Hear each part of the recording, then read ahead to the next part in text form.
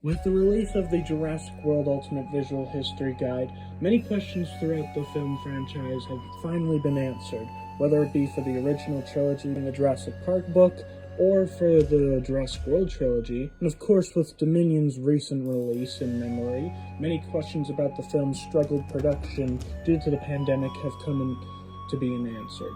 One of these questions involves the choices of dinosaurs in the film, and believe it or not, it turns out that quite a few of the dinosaurs may not have actually been what they were in the film. And today, we're going to be discussing two of these dinosaurs that were originally going to be completely different dinosaurs for Jurassic World Dominion.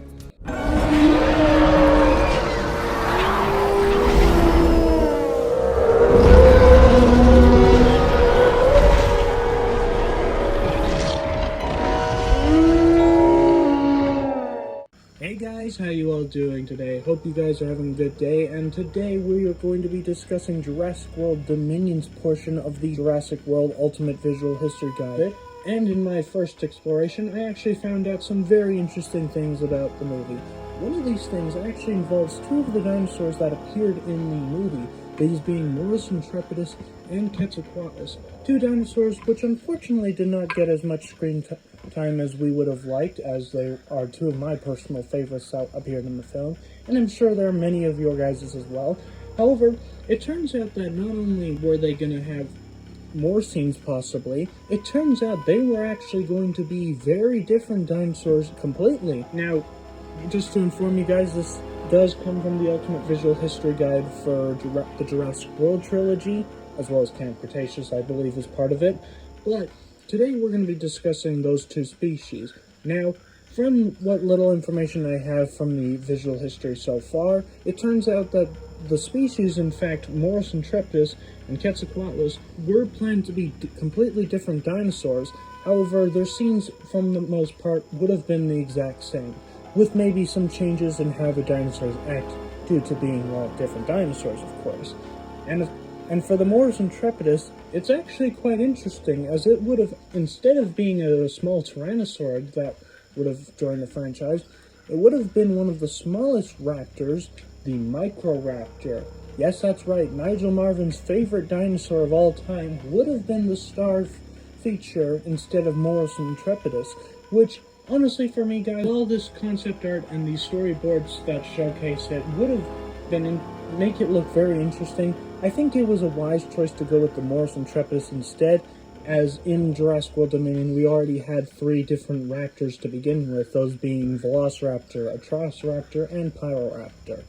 And even with Atrociraptor, it was rumored that they were planned to be Deinonychus at one point, which is very interesting, considering that the struggle that the franchise has had with Deinonychus in the past.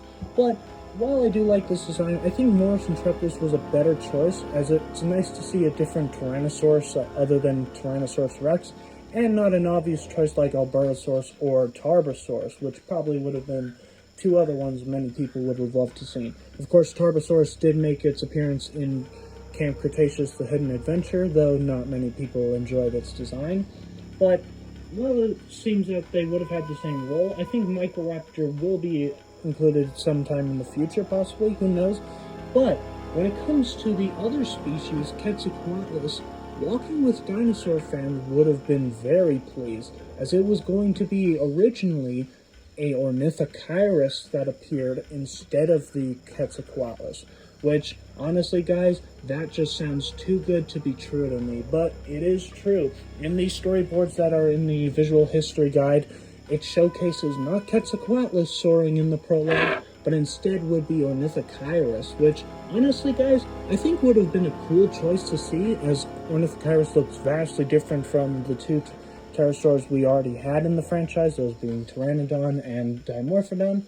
But I think, considering that they would have had pretty much the same role in the movie, Quetzalcoatlus was probably a better choice than Ornithocheirus, as it is in fact bigger than it.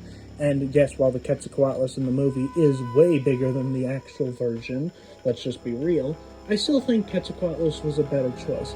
Because first of all, it's my favorite of the new species. I think the only other one that I would say is the Therizinosaurus, but I just love the Quetzalcoatlus' scenes and its sounds and just the way it looks is just breathtaking. But anyway, that's just me. I mean, there's many of you who will say the opposite and say we should have had these guys originally, which I'm not saying I wouldn't love to see these guys in the future, don't get me wrong. Something like seeing a Microraptor in a forest biome and it gliding between trees would be something awesome. But considering that from the looks of it, they would have had the exact same role, just it would have been different Dinosaurs casts, I feel like they made the right choice with the ones they did, especially for Quetzalcoatlus, as that one we have been waiting ever since Jurassic World was originally teased, because there was those little promotions that showcased Quetzalcoatlus attacking surfers and such. But anyway, that's just me. But what do you guys think? Would you have preferred to see these new species instead of the ones we got? Or are you happy with Morus intrepidus and Quetzalcoatlus? Let me know in the comments, guys. And also, what other things would you like to hear about Dominion? As there are literally tons to talk about. Not just for Dominion, in fact, but all of the movies, thanks to these Ultimate Visual Histories. And this is just the beginning. This is literally the first few pages of Jurassic World Dominion's portion. So there are literally tons of things we could talk about in other videos. But whatever those are, I'd love to hear your thoughts in the comments down below. And if you guys have enjoyed this video, you know the drill. Hit the like button, as it helps the channel out a lot. And be sure to subscribe to join the hunt, as that will help us even more. And if you guys want to see more of this, just let me know. And if there's other ideas you want me to talk about, whether they be theories or stuff from this visual history guide, whether Jurassic Park or Jurassic World trilogy, just let me know. And until next time, guys, stay safe.